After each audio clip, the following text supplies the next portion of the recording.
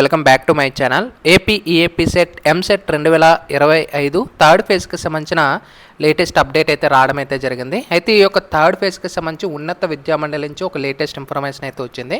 So already మనకు meeting అనేది కూడా ఇవాళ కండక్ట్ చేశారు. సో డీటెయిల్గా వాటికి సంబంధించి ఈ వీడియోలో అయితే డిస్కస్ చేసుకుందాము.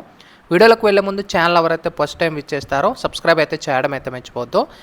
మెయిన్గా మీరు స్క్రీన్ మీద గమనించవచ్చు, కాలేజీ దోస్తు వాళ్ళైతే ఒక కొత్త ఫ్యూచర్ అయితే తీసుకురావడం అయితే జరిగింది. ఇక్కడ నుంచి ఎంసెట్ రిలేటెడ్ అప్డేట్స్ అన్నీ కూడా ఒక దగ్గరే మీరు ఫ్రీగా గైడెన్స్ అనేది పొందొచ్చు. ఒకవేళ మీరు జాయిన్ అవ్వాలనుకుంటే కింద డిస్క్రిప్షన్లో లింక్స్ అన్ని కూడా ప్రొవైడ్ చేస్తాను, అలాగే కామెంట్ సెక్షన్లో కూడా పిన్ చేస్తాను.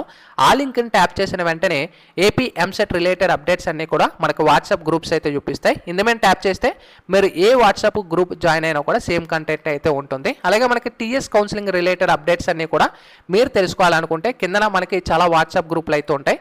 ఆ వాట్సాప్ గ్రూప్ మీద మీరు ట్యాప్ చేసిన వెంటనే అప్డేట్స్ అన్నీ కూడా ఇన్ టైంలో అయితే మీరు తెలుసుకోవచ్చు. మెయిన్గా మీరు స్క్రీన్ మీద గమనించినట్టయితే మనకి థర్డ్ ఫేజ్కి సంబంధించి అందరూ క్యాండిడేట్స్ అయితే మెయిల్స్ అయితే రిజిస్టర్ చేస్తున్నారు. సో దీనికి లేటెస్ట్గా మనకు అప్డేట్ అయితే వచ్చింది. ఇక్కడ చూసుకోవచ్చు, ఉన్నత విద్యాశాఖ పరిశీలనలో ఈఏపీ సెట్ 3వ విడత కౌన్సిలింగ్. డీటెయిల్గా వెళ్ళినట్టయితే ఇంజనీరింగ్ ప్రవేశాలకు నిర్వహించిన ఈఏపీ సెట్కి సంబంధించిన 3వ విడత కౌన్సిలింగ్ నిర్వహించేందుకు ఉన్నత విద్యాశాఖ కసరత్తు చేస్తుంది. అంటే మనకి థర్డ్ ఫేజ్ అనేది కండక్ట్ చేయడానికి వాళ్ళు మ్యాక్సిమం ట్రై చేస్తున్నారని క్లియర్ ప్రొవైడ్ చేశారు. విద్యార్థులు వారి యొక్క తల్లిదండ్రులు కళాశాల యాజమాన్యం నుంచి అభ్యర్థులు వస్తున్నందున 3వ విడత కౌన్సిలింగ్ నిర్వహణకు అంశాన్ని పరిశీలిస్తుంది.